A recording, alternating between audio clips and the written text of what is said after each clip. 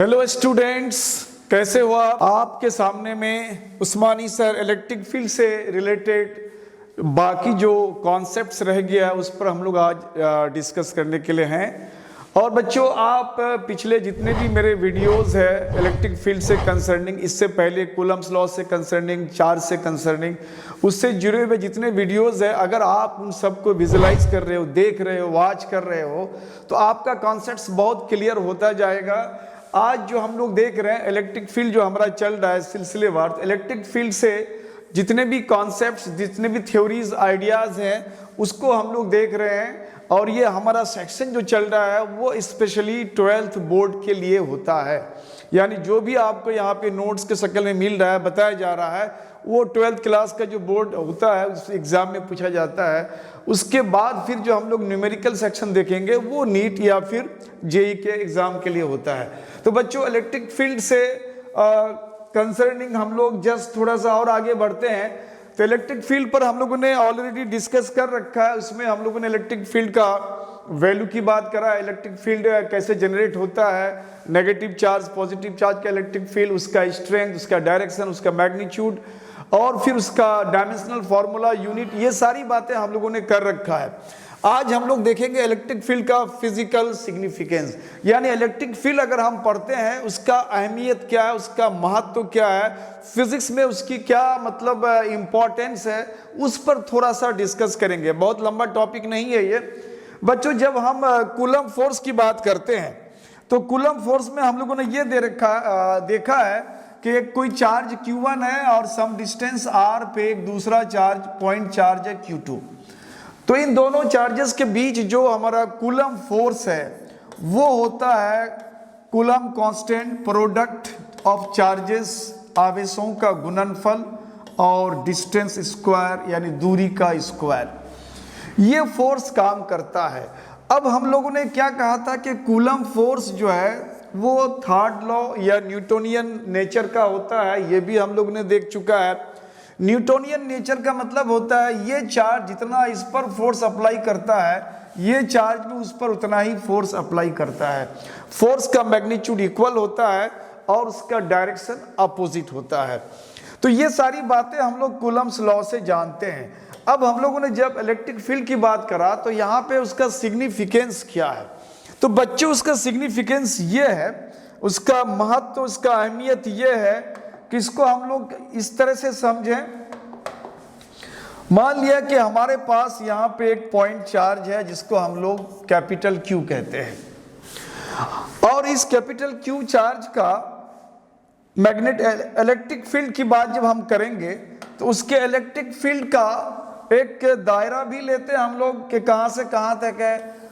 Suppose that वो electric field इतने बड़े रेंज में उसका फैला हुआ है। अब इसके इलेक्ट्रिक फील्ड के अंदर डिफरेंट पॉइंट्स पे हम अलग अलग चार्जेस को वहां पे रख के देखेंगे।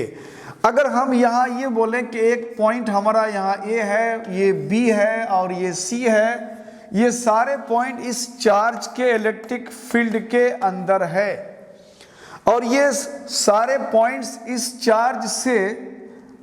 चार्ज से क्रमशः ये R1 ले लिया, ये R2 ले लिया और ये R3 ले लिया। ये सारे पॉइंट्स इन की जो दूरियां है, चाहे तो हम लोग इसको वेक्टर फॉर्म में रख सकते हैं, R1, इसको R2 और इसको R3।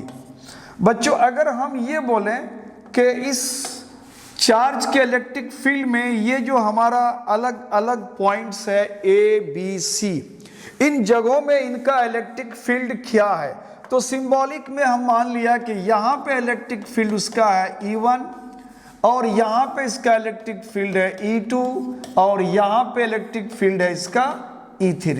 इलेक्ट्रिक फील्ड का मतलब होता है इलेक्ट्रिक फील्ड स्ट्रेंथ या इलेक्ट्रिक फील्ड इंटेंसिटी, यानी इस चार्ज का ये पूरा इलेक्ट्रिक फील्ड का जो स्ट्रेंथ इस पॉइंट पे है, जिसको हम इंटेंसिटी भी कहते हैं, वो E1 लिया।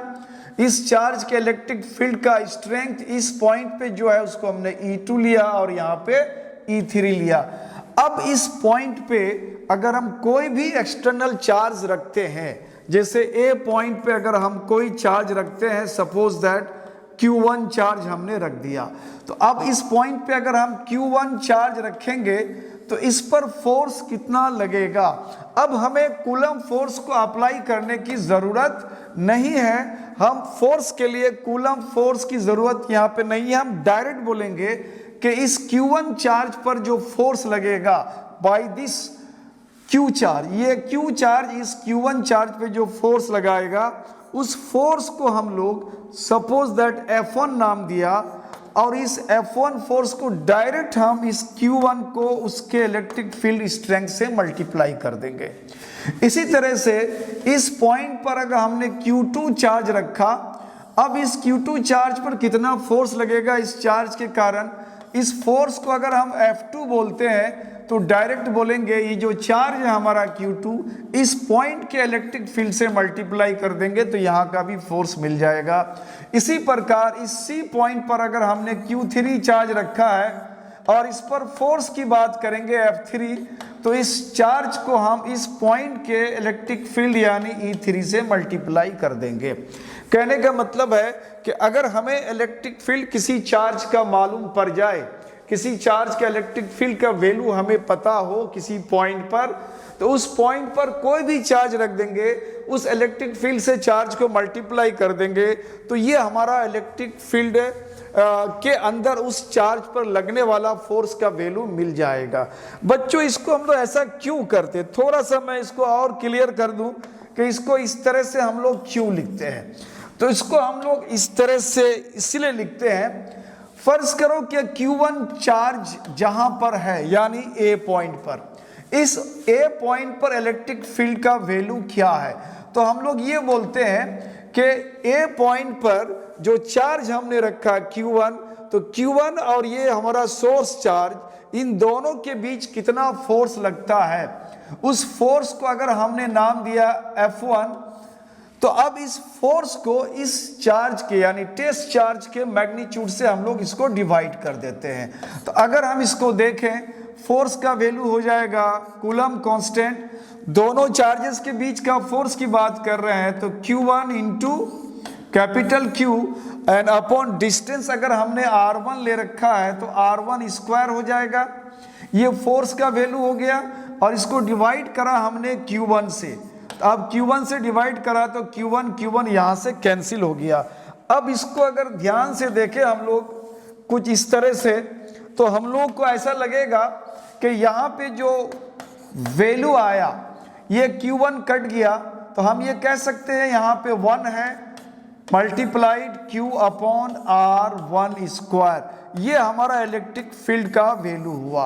अगर हम इलेक्ट्रिक फील्ड का वैल्यू या इलेक्ट्रिक फील्ड स्ट्रेंथ या इंटेंसिटी ऑफ इलेक्ट्रिक फील्ड को अगर हम इस तरह से बोलें कि किसी सोर्स चार्ज के इलेक्ट्रिक फील्ड के अंदर हमने यूनिट चार्ज या टेस्ट चार्ज रखा है, उस पर लगने वाला ये फोर्स है।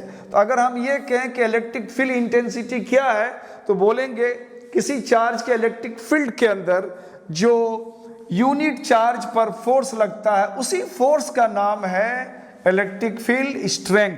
तो अगर इसको मैथमेटिकली हम लोग इस तरह से सॉल्व करना चाहें, इसको इस तरह से देखना चाहें कि यूनिट चार्ज पर लगने वाले फोर्स का नाम इलेक्ट्रिक फील्ड यानी E आ गया, इसलिए अगर यहाँ Q1 चार्ज अगर देंगे तो उस पर कितना फोर्स लगेगा, तो ऑब्वियसली Q1 इंटू E हो जाएगा। तो यहाँ से ये बात साबित हो जाता है कि अगर किसी पॉइंट पर हमको इलेक्ट्रिक फील्ड का वैल्यू पता हो जाए, किसी जगह पर इलेक्ट्रिक फील्ड पता हो जाए, उस जगह में जो भी चार्ज रखेंगे डायरेक्ट इलेक्ट्रिक फील्ड से चार्ज को मल्टीप्लाई कर देंगे, वहां का हमको फोर्स मिल जाएगा। अब यहाँ पे कूलम फोर्स को लाके दिखाने की जरूरत नहीं है, डायरेक्ट हम कर सकते हैं। इसका मतलब है कि इलेक्ट्रिक फील्ड से हमको एक फायदा मिला। इलेक्ट्रिक फील्ड का किसी पॉइंट के अंदर, किसी पॉइंट में अगर उसकी स्ट्रेंथ या उसकी इंटेंसिटी पता हो, तो उस इंटेंसिटी से डायरेक्ट हम टेस्ट चार्ज को मल्टीप्लाई कर देंगे, तो वो हमको उसका इलेक्ट्रिक फील्ड का वैल्यू, फोर्स का वैल्यू दे देगा। तो उसके बाद आता है हमारा electric field lines.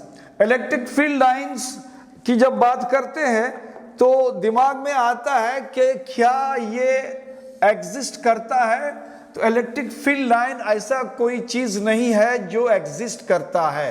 Electric field line just एक इमेजिनरी, एक कल्पना है, एक तखय्युल है, यानी ऐसा कोई एग्जिस्ट करने वाला चीज नहीं है, जस्ट एक इमेजिनेशन है जिसको देने वाले साइंटिस्ट माइकल फैराडे ने इसको दिया। उन्होंने कहा कि कोई भी अगर चार्ज है, तो कोई भी चार्ज, हमारे पास चार्ज तो दो नेचर का होता है, एक पॉजिटिव चार्ज होगा और दूसरा नेगेटिव चार्ज होगा।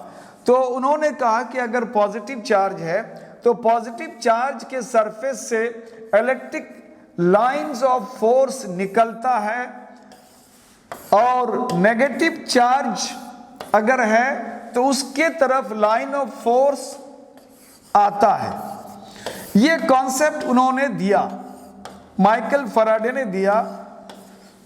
अब क्या ऐसा कोई चीज एग्जिस्ट करता है? तो बिल्कुल नहीं है। ऐसा कोई दूर दूर तक कोई चीज देखा नहीं गया है कि लाइन ऑफ फोर्स इस तरह से कुछ निकलता हुआ लाइट के रे के तरह से नजर आता है, कुछ नहीं है। जस्ट एक कन्वेंशनल एक इमेजिनेशन है। चूंकि इसकी जरूरत हमें आगे पड़ती है, इसलिए इमेजिनेशन भी लेके हम चलते हैं। अदरवाइज साइंस में इमेजिनेशन का कोई जगह नहीं है। यहाँ पे हम लोग ऑलवेज रियलिटी की बात करते हैं, चूंकि ये हमारा आगे बहुत सारे थ्योरीज में काम आता है, इसलिए इसको हम लोग लेके चलते हैं। तो अगर हम इसको थोड़ा सा बैक इलेक्ट्रिक फील्ड की तरफ चलते हैं, तो इलेक्ट्रिक फील्ड में हमने ये कहा था कि अगर यहाँ पे कोई सोर्स चार्ज है, अगर इस जगह में कोई सोर्स चार्ज रखा हुआ है और उसका बहुत दूर तक एक इलेक्ट्रिक फील्ड बन रहा है, उस इलेक्ट्रिक फील्ड के अंदर कहीं पर अगर हम कोई टेस्ट चार्ज रखते हैं, और टेस्ट चार्ज हमने पहले ही कहा था कि ऑलवेज पॉजिटिव होता है, उसको नेगेटिव नहीं ले सकते हैं। सोर्स चार्ज हमारा पॉजिटिव नेगेटिव दोनों हो सकता है। तो अगर हमारा सोर्स चार्ज पॉजिटिव है और यहाँ हमने पॉजिटिव टेस्ट चार्ज रख लिया है, तो ऑब्वियसली दोनों पॉजिटिव में प्रतिकर्षण होगा, यानी इसको रिपेल करेगा। तो वास्तव में हकीकत में इलेक्ट्रिक फील्ड का जो डायरेक्शन की बात हमने करा था, तो उसमें यही है कि चार्ज के इलेक्ट्रिक फील्ड में हम पॉजिटिव टेस्ट चार्ज रखेंगे, टेस्ट चार्ज पर जिधर की तरफ फोर्स लगता है वो डायरेक्शन को हम लोगों ने नाम दिया है इलेक्ट्रिक फील्ड का डायरेक्शन। इन्हीं इलेक्ट्रिक फील्ड के डायरेक्शंस को हम लोग और थोड़ा सा पिक्टोरियल डायग्राम में चित्रांकन करते हैं। तो इन डायरेक्शंस को यहाँ पे फैराडे साहब ने नाम दे दिया इलेक्ट्रिक फील्ड लाइन। अदरवाइज ऐसा कोई चीज लाइन के शक्ल में एग्जिस्ट नहीं करता है। अब इन इलेक्ट्रिक फील्ड लाइंस के प्रॉपर्टीज के बारे में थोड़ा सा देखेंगे, properties of electric field lines, और इसी को इलेक्ट्रिक लाइन ऑफ फोर्स भी कहा जाता है। इलेक्ट्रिक फील्ड लाइन या इलेक्ट्रिक लाइन ऑफ फोर्स, ये दोनों नाम उसी का दिया गया है, जिसको हम लोग विद्युत क्षेत्र रेखा या विद्युत बल रेखा भी कहते हैं इसको हिंदी में। अब इसके प्रॉपर्टीज में आता है कि इलेक्ट्रिक फील्ड लाइंस ओरिजिनेट, यानी उत्पन्न होता है, इलेक्ट्रिक फील्ड लाइंस ओरिजिनेट उत्पन्न होता है फ्रॉम पॉजिटिव चार्ज। ये पॉजिटिव चार्ज से निकलना शुरू करता है, टर्मिनेट यानी अंत होता है एट नेगेटिव चार्ज, और नेगेटिव चार्ज में ये अंत कर जाता है। Electric field lines from an isolated positive charge, isolated positive charge ends at infinity, ये इंफिनिटी में एंड करता है। यानी आइसोलेटेड का मतलब होता है कि अगर हमने केवल पॉजिटिव चार्ज ले रखा है, इसके अगल बगल में कोई चार्ज नहीं है, तो इसको बोलते हैं आइसोलेटेड पॉजिटिव चार्ज। हिंदी में इसको बोलते हैं विलगित आवेश। इससे जो भी लाइन ऑफ फोर्स निकलने की बात माइकल फैराडे ने कहा है, उन्होंने कहा कि चलना तो शुरू करता है यहाँ तक, कहाँ तक जाएगा, तो बोला कि ये इन्फिनिटी तक जाएगा, इसका कोई अंत नहीं है, कहाँ तक जाएगा। तो हम लोग बोलते हैं कि electric line of force and होगा कहाँ पे, तो बोलेंगे इन्फिनिटी में। तो अगर ये हमारा आइसोलेटेड चार्ज है, अगर आजू बाजू में आसपास में कहीं अगर नेगेटिव चार्ज हमने रखा हुआ है, तो ये यहां से ओरिजिनेट होकर के यहां टर्मिनेट कर जाएगा, ये आकर के यहां टर्मिनेट करेगा। ये लाइन ऑफ फोर्स फिर जो है इन्फिनिटी की तरफ नहीं जाएगा। इन्फिनिटी की तरफ लाइन ऑफ फोर्स केवल किसका जाएगा कि पॉजिटिव चार्ज अगर है और वो आइसोलेटेड है, अकेले है, तब वो यहां से निकल करके इन्फिनिटी जाएगा। नहीं अगर उसके आसपास अगर कोई नेगेटिव चार्ज है तो यहां से चल करके यहां पे अंत हो जाएगा। ये बात भी हम लोग को ध्यान रखना है। नेक्स्ट कह रहा है कि electric field lines to an isolated negative charge starts from infinity and and at negative charge. Similarly अगर हमारे पास आइसोलेटेड नेगेटिव चार्ज, आइसोलेटेड का मानी होता है बिल्कुल अकेले वो और उसके आसपास में कोई नहीं है, तो कह रहा है कि अगर नेगेटिव चार्ज है तो फिर लाइन ऑफ फोर्स कहां से ओरिजिनेट करेगा, तो बोला कि ये इन्फिनिटी में ओरिजिनेट करेगा। और कहां तक चलेगा, तो बोला कि नेगेटिव चार्ज के सरफेस तक चलेगा। ये बिल्कुल इन्फिनिटी से ओरिजिनेट होगा और आके टर्मिनेट करेगा नेगेटिव चार्ज पे। ये हमारा नेक्स्ट प्रॉपर्टी हो गया। फिर कह रहा है कि tangent at any point of electric field lines gives the direction of electric field intensity at that point. Very important thing, यहां पे ये कहना चाहता है कि इलेक्ट्रिक फील्ड लाइन के ऊपर में अगर हमने कोई टेंजेंट ड्रॉ करा, फर्ज करो सपोज दैट मान लो यहां हमारे पास पॉजिटिव चार्ज है और कुछ दूरी पे हमारे पास यहाँ पे नेगेटिव पॉइंट चार्ज है, तो लाइन ऑफ फोर्स यहाँ से निकल करके डायरेक्ट वहां टर्मिनेट होगा। लाइन ऑफ फोर्स यहाँ से भी निकलेगा बट यहाँ आके टर्मिनेट हो जाएगा। तो लाइन ऑफ फोर्स में भी ये जो इलेक्ट्रिक फील्ड लाइन है वो सरल रेखीय यानी स्ट्रेट भी हो सकता है या फिर वक्र यानी कर्व भी हो सकता है, दोनों हो सकता है। तो अगर मान लो स्ट्रेट है, स्ट्रेट लाइन पर कहीं भी टेंजेंट ड्रॉ करते हैं, अगर हम किसी भी जगह अगर हम टेंजेंट ड्रॉ करते हैं वो टेंजेंट लाइन पर ही कोइंसाइड कर जाएगा। लेकिन अगर वो कर्व लाइन है तो इसके अलग अलग पॉइंट पर टेंजेंट का डायरेक्शन अलग अलग होगा। मान लिया कि ये जो हमारा इलेक्ट्रिक लाइन ऑफ फोर्स है, इलेक्ट्रिक फील्ड लाइन है, इसके ऊपर हमने 3 पॉइंट ले रखा ए बी सी। अब अगर हम ए पॉइंट पर टेंजेंट ड्रॉ करेंगे बच्चों, स्पर्श रेखा, तो कुछ वो इस तरह से होगा। उसी तरह से अगर हम बी पॉइंट पर उसके टेंजेंट ड्रॉ करने की बात करेंगे तो आई थिंक ये बी पॉइंट पर टेंजेंट का ये डायरेक्शन हो जाएगा। और अगर हम सी पॉइंट पर टेंजेंट ड्रॉ की बात करते हैं तो सी पॉइंट पर टेंजेंट का डायरेक्शन इस तरह से हो जाएगा। अब यहाँ पे हम लोग कह सकते हैं कि ये जो हमारा इलेक्ट्रिक फील्ड लाइन है, इस इलेक्ट्रिक फील्ड लाइन के जिस पॉइंट पर हमने टेंजेंट ड्रॉ करा, ये tangent electric field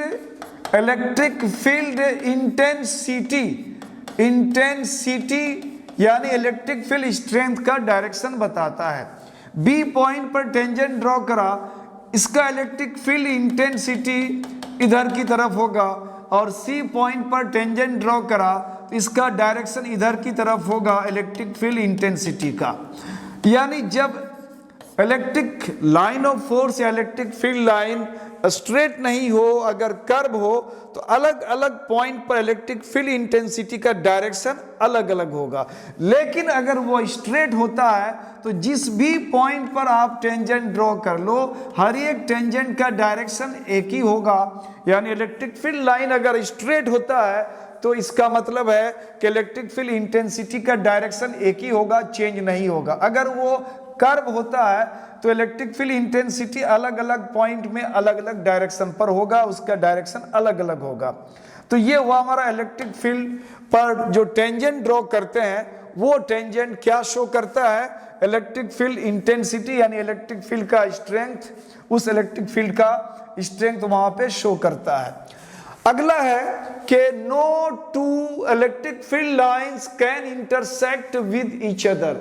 electric field line बच्चों कभी भी एक दूसरे को इंटरसेक्ट नहीं करता है। No two electric field lines intersect each other.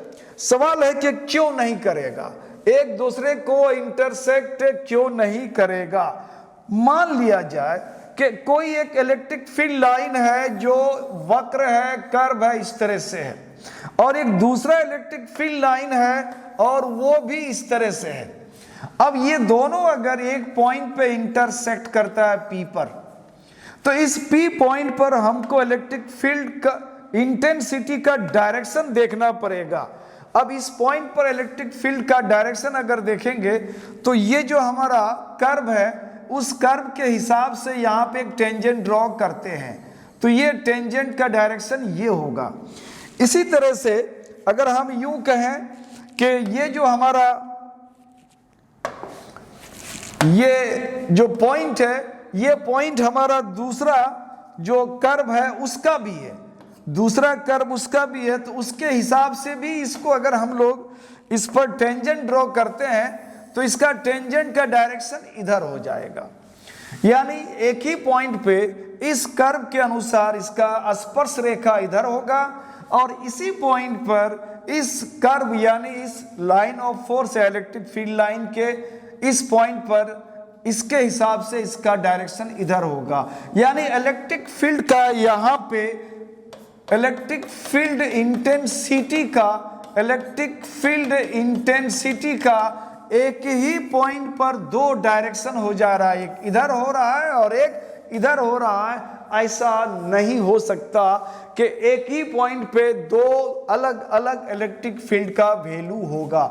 चूंकि इलेक्ट्रिक फील्ड बच्चों इलेक्ट्रिक फील्ड या इलेक्ट्रिक फील्ड इंटेंसिटी अक्सर यूज नहीं करेंगे हम लोग, ज्यादातर में हम लोग इलेक्ट्रिक फील्ड ही बोलेंगे और ये अंडरस्टूड होगा कि इलेक्ट्रिक फील्ड इंटेंसिटी की बात हो रही है।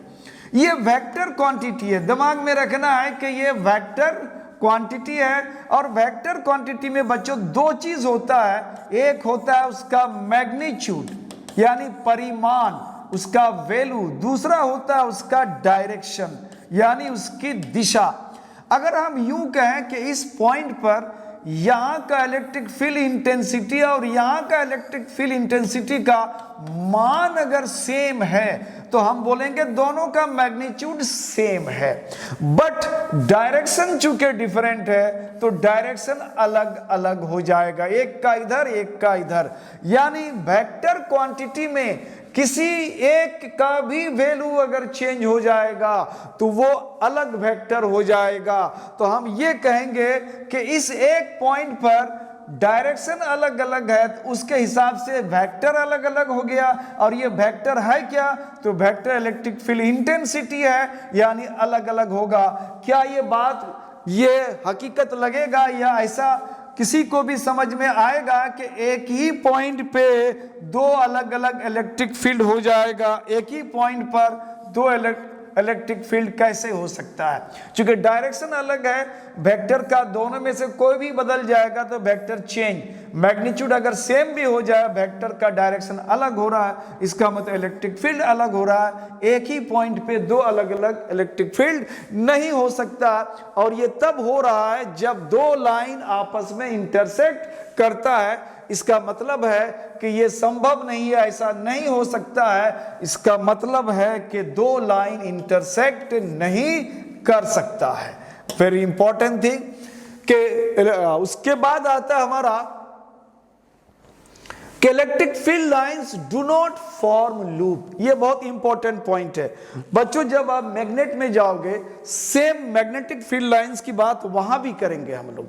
तो यहां पे पॉजिटिव चार्ज से लाइन ऑफ फोर्स निकलने की बात करते हैं और नेगेटिव चार्ज में जाके टर्मिनेट की बात करते हैं।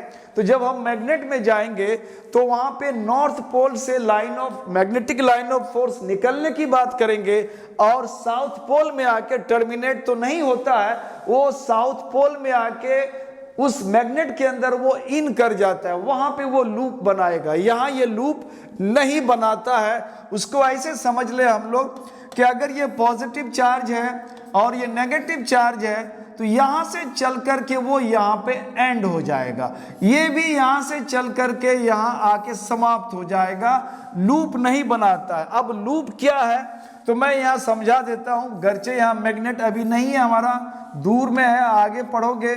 ये मैग्नेट का नॉर्थ पोल है और ये साउथ पोल है।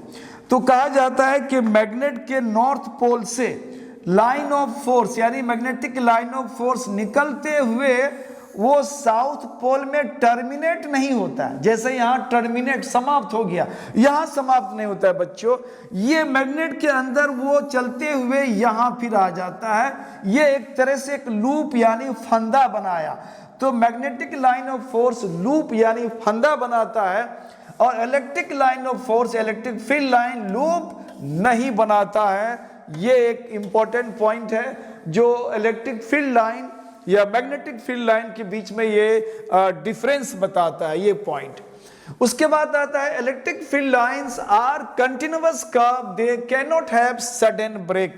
यानी कोई अगर पॉजिटिव चार्ज है मान लो, और इस पॉजिटिव चार्ज से लाइन ऑफ फोर्स अगर चल रहा है, ऐसा नहीं कि कुछ देर के लिए यहां ब्रेक कर जाएगा फिर वो चलना शुरू करेगा।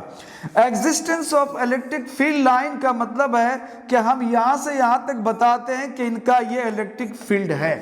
अगर हमने कहा कि इलेक्ट्रिक फील्ड लाइन चलते हुए में कुछ क्षण के लिए इस P पॉइंट पर आकर के ब्रेक कर गया, फिर चलना शुरू हो गया, अगर कुछ देर के लिए यहाँ ब्रेक हो जाता है तो हम यहाँ कहेंगे कि यहाँ इलेक्ट्रिक फील्ड नहीं है, इलेक्ट्रिक फील्ड यहाँ पे जीरो हो गया। इलेक्ट्रिक फील्ड अगर है तो ये जो एक कल्पना या एक इमेजिनेशन या इमेजिनरी कॉन्सेप्ट दे रखा है माइकल फैराडे ने, इसका मतलब है कि इलेक्ट्रिक फील्ड है तो इलेक्ट्रिक फील्ड लाइन भी होगा, इलेक्ट्रिक फील्ड लाइन भी होगा। अगर यहाँ ब्रेक कर गया इसका मतलब यहाँ इलेक्ट्रिक फील्ड लाइन नहीं है, अगर इलेक्ट्रिक फील्ड लाइन नहीं है तो इलेक्ट्रिक फील्ड भी यहाँ नहीं होगा। ऐसा नहीं हो सकता है कि पॉजिटिव चार्ज से यहाँ तक इलेक्ट्रिक फील्ड है और यहाँ नहीं है फिर यहाँ से इलेक्ट्रिक फील्ड है, ये पॉसिबल नहीं है। इसका मतलब है कि अगर इलेक्ट्रिक फील्ड अगर इस पार उस पार है तो इस पूरी जगह में इलेक्ट्रिक फील्ड होगा, बीच में कट नहीं हो सकता है। इसका मतलब है कि ये कंटिन्यूअस है, लगातार होगा, कहीं भी अचानक ब्रेक नहीं होगा, कहीं भी रास्ते में ये टूटेगा नहीं। उसके बाद आता है electric field line contracts longitudinally to represent attraction. Very important चीज। अब देखो यहां पे हमारे पास पॉजिटिव चार्ज है और यहां पे हमारे पास नेगेटिव चार्ज है। हम ये जानते हैं कि जब दो अलग नेचर का चार्ज होगा उसमें अट्रैक्शन होगा। तो अब अगर हम इलेक्ट्रिक फील्ड लाइन की बात करें तो अब इलेक्ट्रिक फील्ड लाइन तो हमारा ये होगा, चूंकि दोनों चार्ज में अट्रैक्शन हो रहा है तो ये एक दूसरे के नजदीक भी जाएगा। तो अब ये अभी इलेक्ट्रिक फील्ड लाइन हमारा इतना हो जाएगा और अट्रैक्ट करेगा, चूंकि अट्रैक्टिव फोर्स है तो और नजदीक आ जाएगा। तो अब देख रहे हैं कि इलेक्ट्रिक फील्ड लाइन धीरे धीरे उसकी जो लेंथ है वो लेंथ घट रहा है। क्या कर रहा है कि इलेक्ट्रिक फील्ड लाइन कॉन्ट्रैक्ट्स मतलब सिकुड़ रहा है, लॉन्गिट्यूडनली मतलब लंबाई के अनुदिश। अभी इसकी लंबाई इतना, अब लंबाई घट के इतना और लंबाई घट के इतना, यानी लंबाई के अनुदिश उसकी जो इलेक्ट्रिक फील्ड लाइन का साइज है वो कॉन्ट्रैक्ट हो रहा है, सिकुड़ रहा है, छोटा हो रहा है। और ये छोटा हो रहा है, ये क्या दर्शाता है? तो ये दर्शा रहा है कि दोनों चार्ज के बीच में अट्रैक्शन हो रहा है, जिसके वजह कर एक दूसरे के नजदीक हो रहा है और ये लाइन का साइज घट रहा है। तो electric field line contracts longitudinally, कभी कभी बच्चों ऑब्जेक्टिव में दे देगा कि इलेक्ट्रिक फील्ड लाइन का साइज लंबाई के अनुदिश लॉन्गिट्यूडनली लेंथ की तरफ धीरे धीरे घटता है। तो वो क्या दर्शाता है? तो बोलेंगे वो अट्रैक्शन को दर्शाता है। नेक्स्ट है हमारा electric field line apply lateral pressure to represent repulsion, यानी इलेक्ट्रिक फील्ड लाइन जो है वो लेटरल प्रेशर डालता है, क्या दर्शाने के लिए? रिपल्जन। चूंकि यहां दोनों बात आता है हमारा, चार्जेस अगर पॉजिटिव चार्ज से लाइन ऑफ फोर्स अगर ओरिजिनेट हो रहा है, उसके आजू बाजू में नेगेटिव चार्ज है तो ऑब्वियसली उसको अट्रैक्ट करेगा। अगर उसके आसपास में पॉजिटिव चार्ज है तो डेफिनेटली वो उसको रिपेल करेगा। तो रिपेल को कैसे दर्शाते हैं? यहां दिया हुआ है लेटरल प्रेशर। लेटरल प्रेशर क्या है बच्चों? उसको हम लोग ऐसे समझते हैं, फर्ज करो कि ये हमारा पॉजिटिव चार्ज है और इसके आसपास में एक पॉजिटिव चार्ज और है, नो मैटर कि किसका मैग्नीट्यूड क्या है, दोनों चार्ज का नेचर सिर्फ हमने बराबर रखा। अब यहां से लाइन ऑफ फोर्स मान लो कि अगर ये ऐसे निकल रहा है और यहां से भी लाइन ऑफ फोर्स निकलेगा, तो अगर ये लाइन ऑफ फोर्स का ये अगर नेचर हो निकलने का तो यहां पे आके दोनों एक दूसरे को इंटरसेक्ट करेगा। अभी हम लोगों ने देखा कि कोई भी दो इलेक्ट्रिक फील्ड लाइन इंटरसेक्ट नहीं करेगा। Electric field lines do not penetrate metal surface, यानी कोई भी मेटल सरफेस के अंदर इलेक्ट्रिक फील्ड लाइन आके इन नहीं करेगा, सरफेस में आके टर्मिनेट हो जाता है। नेक्स्ट कह रहा है कि electric field lines are normal to the metal surface, यानी किसी भी मेटल सरफेस में इलेक्ट्रिक फील्ड लाइंस अगर जैसे भी आ रहा है, लेकिन जब वो इसको टकराएगा, इस पर इंसिडेंट होगा, तो उस जगह में वो बिल्कुल परपेंडिकुलर होगा। ये हमारा कह रहा है कि electric field lines are normal to the metal surface. अब लास्ट पॉइंट हमारा इलेक्ट्रिक फील्ड लाइंस की डेंसिटी। अगर इलेक्ट्रिक फील्ड लाइंस की डेंसिटी ज्यादा है तो वो उसका स्ट्रेंथ भी ज्यादा होगा। अगर इलेक्ट्रिक फील्ड लाइन की डेंसिटी कम है, रेयर है, पतला है, तो उसका इंटेंसिटी भी कम होगा, उसका स्ट्रेंथ भी कम होगा। मान लिया जाए कि हमारे पास ये 5 कूलम चार्ज है, 5 कूलम पॉजिटिव चार्ज है, इससे निकलने वाले लाइन ऑफ फोर्स अगर हमारे पास 4 है। अब अगर हमने इसको डबल कर दिया, 10 कूलम चार्ज कर दिया, तो अब इससे निकलने वाले line of force just double हो जाएगा, यानी लाइन ऑफ फोर्स का जो डेंसिटी है वो बढ़ जाता है। यानी अगर उसका मैग्नीट्यूड बढ़ जाएगा तो लाइन ऑफ फोर्स भी बढ़ जाएगा। लाइन ऑफ फोर्स का बढ़ना इसका मतलब है, बताता है कि उसका जो इलेक्ट्रिक फील्ड का इंटेंसिटी स्ट्रेंथ है वो भी बढ़ जाता है। तो बच्चों, आज का क्लास हमारा यहाँ पे एंड होता है इलेक्ट्रिक फील्ड लाइन पर। अगला क्लास थोड़ा सा और भी चलेगा, जिसमें हम लोग डिस्कस करेंगे एंड देन इस पर जो बेस्ड न्यूमेरिकल है उसकी बात करेंगे, जो स्पेशली नीट क्लास के लिए होगा। तो thanks for watching my channel. आप इससे बनाए रहो और अपने दोस्तों में शेयर करते रहो और सब्सक्राइब करते रहो। इसके लिए very very thanks. Keep it up.